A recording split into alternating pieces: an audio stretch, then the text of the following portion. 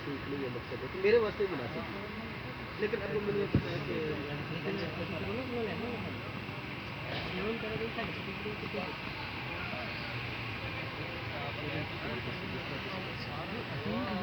सोचना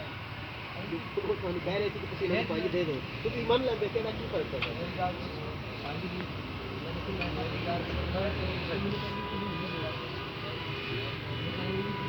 क्योंकि उसका खुद कह रहे हैं कि नहीं दे दो फिर तो किसी ने कह रहे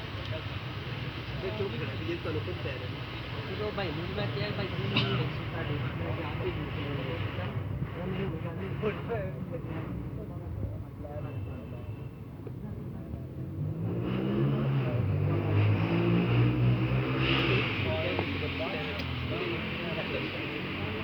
इधर सानू पता है कैश में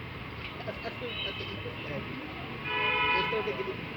बाहर पैसे नहीं देते उन्हीं देर तक किसी पास हो सकते हैं जब अंदर चले गए ना तो बड़ा अक्ष निकल गया फिर वो शोभा ने ले गया लेकिन ये